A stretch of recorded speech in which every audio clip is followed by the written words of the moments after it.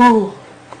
And welcome to my video series called Satan Invented Evolution. This is part 4. If you haven't seen part 1, 2, and 3, check my user profile and you can see the other 3 videos, then return here to part 4. We're going to talk about dinosaurs and the young Earth. Now, if you're a creationist like myself, you've no doubt encountered evolutionists who say, well, where does the Bible talk about dinosaurs? As if they've got us in a corner now and we're like, oh, we've never thought of that before. Here's a sad fact about dinosaurs. They are used more than any other creature to push the evolutionary theory when in fact they are proof of creationism. The biblical view of history, that the Earth is only 6,000 years old, is the only way to make sense of all the discoveries we are now making, such as the unfossilized dinosaur bones with malleable soft tissue and red blood cells in them. The only way for that to be possible is if that dinosaur had died within the last few thousand years. We are recovering a huge amount of artifacts that show dinosaurs lived with man. In 1966, in a cave near Ica, Peru, a man named Dr. Javier Cabrera found 20,000 stones which we now call the Ica stones. These seem to depict giant reptiles, or dinosaurs. Now, what's interesting to note is the circular patterns on the skin of the dinosaurs. Recently we found fossilized dinosaur skin which showed circular patterns on its skin. You have to wonder now, did the people who made those rocks see a living dinosaur? That would certainly make sense. It would explain why they knew to make circular patterns on its skin, which goes against conventional thought of how dinosaurs look. And is there a way we could tell how old those rocks are anyways? Well, an evolutionist will say, yeah, we can find out the date of a rock by checking its radioisotope decay. Radioisotope dating does not work, and I'm going to prove that to you. Now, I'm going to direct you right now to the Talk Origins website, talkorigins.org, which is basically a holy grail for evolutionists and atheists. They love pointing me there. And there is an amazing confession on their attempt to debunk the Ica stones. So I'm going to just point the camera at my screen and I'll show you what they say. Talkorigins.org. Their response to the Ica stones. The stones cannot be dated without knowing their source, and their source has never been revealed. Are they saying they can't test a rock unless they know its source? Now, if they would have said, okay, we can date the rock, but that doesn't prove when someone carved an image onto it, that I could understand, but that's not what they said. They said they can't date the rock because they don't know its source, and then right above they say they know it was carved in modern society. So let me get this straight. When they date a rock that they find to be 150 million years old, they know its source then, because they were there. But when they find a rock that was carved from modern society, so they claim they don't know its source, so they can't test it.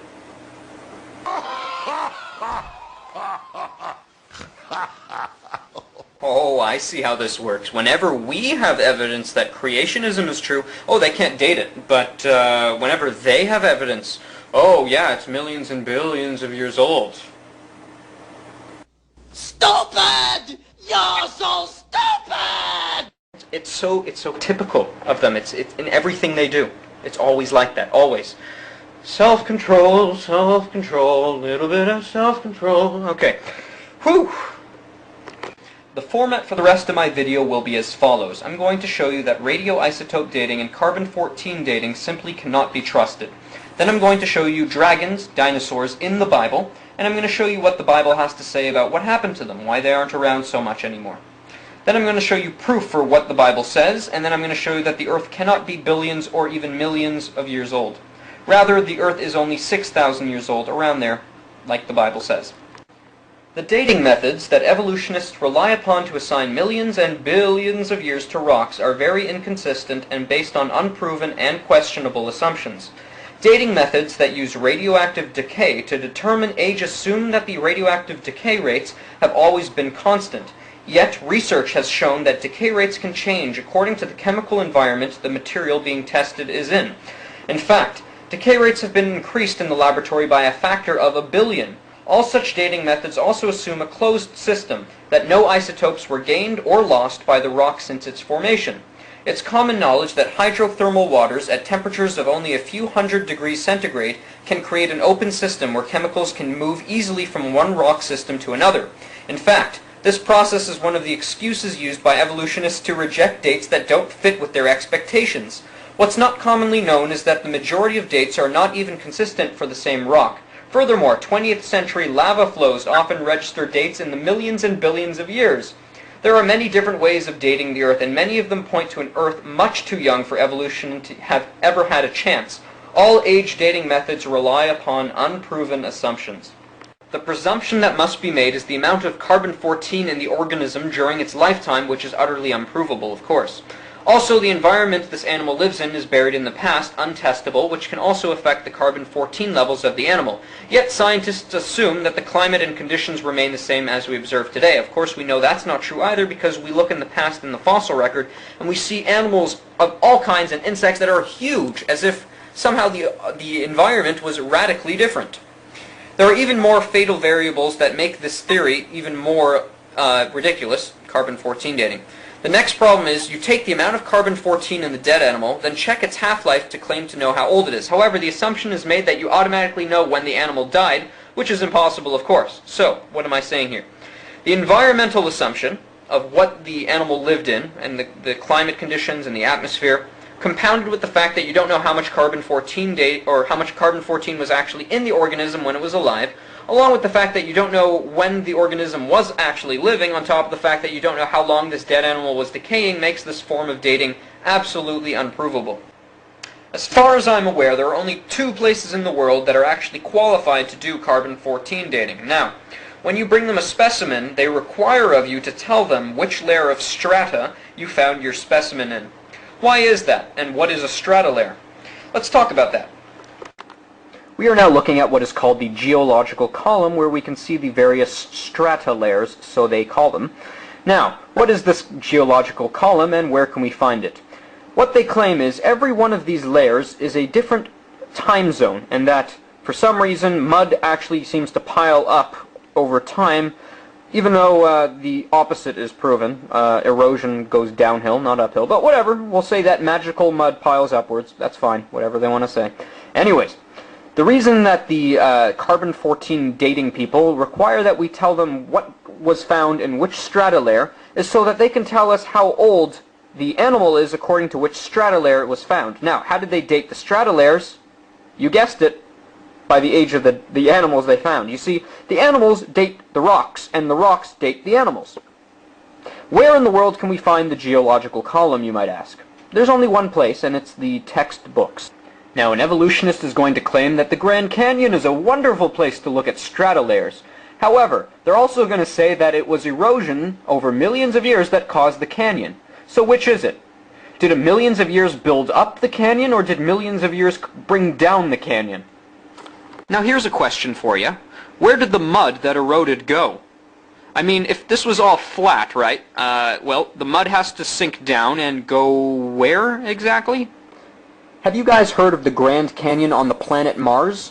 That thing is 2,500 miles long and 4 miles deep. By comparison, the Earth's Grand Canyon is less than 500 miles long and 1 mile deep. Now here's the kicker. How do scientists say the Grand Canyon on Mars was formed?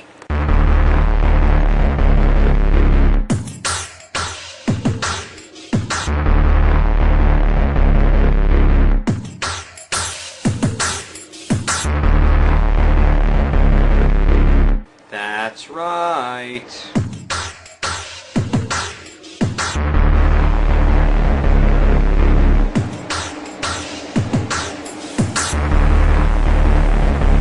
Now here's the ironic thing. When I claim that there was a worldwide flood, I get laughed at. But this planet is covered 3/4 in water. If the planet flooded, like the Bible says, the Grand Canyon could have been formed in about 5 minutes. Now, when an evolutionist claims that a flood on Mars caused their Grand Canyon to form in about 5 minutes, they get called scientific even though there's not a single drop of water on Mars. Now here's a fact. The only way to get a fossil is to bury the animal quickly. If you take a dead chicken from, say, Swiss Chalet and put it in your backyard, just chain it down, it's not going to last very long.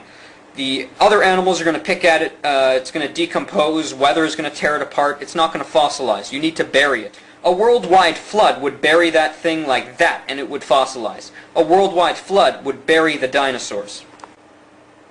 Alright, I'm going to show you a dinosaur in the Bible.